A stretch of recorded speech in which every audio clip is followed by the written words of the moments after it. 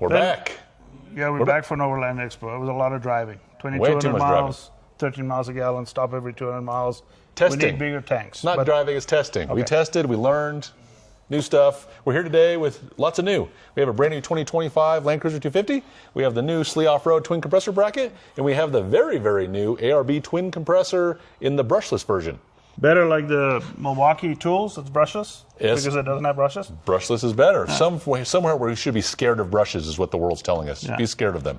This one mounts on a movable or a quick release bracket that bolts to wherever you're going to mount it, and then the compressor clips in.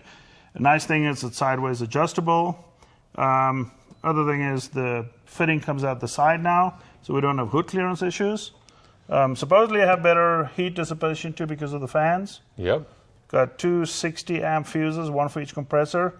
It does a weird staggered start. It starts to one then the other one, and I believe, if I remember correctly, it can also just run on one if you had a failure on the other one. I believe you're correct, and yeah, to keep from starting under load and having a big amperage drop or amperage draw at startup, it does a staggered start on it. So yeah, we have a little more flexibility on how it mounts in the bracket or in the engine compartment within the bracket that it includes. We have a quick release so that if it's hard to get to the hardware to mount your bracket, and then you can add the compressor secondarily. So that's a huge advantage. Yeah, you mentioned on the pressure port, we have on certain applications we have some hood clearance issues, so Yep. we have some improvement there.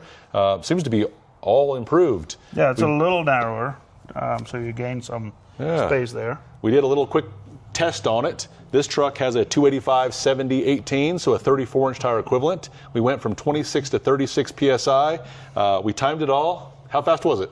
It was 30 seconds. 30 seconds for 10 PSI, starting at 26. How much? That's We'd impressive. have to compare it with the old one, but it's definitely faster than the old one. You'd have to pay a little bit more to get that. Dollars per second? CFM, whatever you have to work out. Dollars per second per CFM? Yeah, you'll have to figure out if it's worth the money.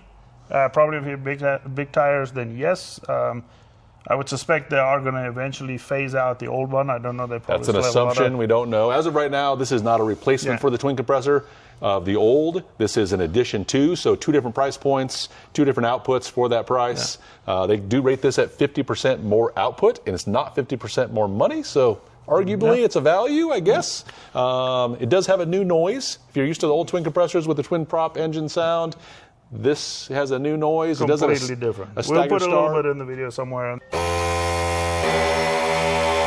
The other thing also, we did check it on some of our other brackets. We verified it. We will keep updating the website.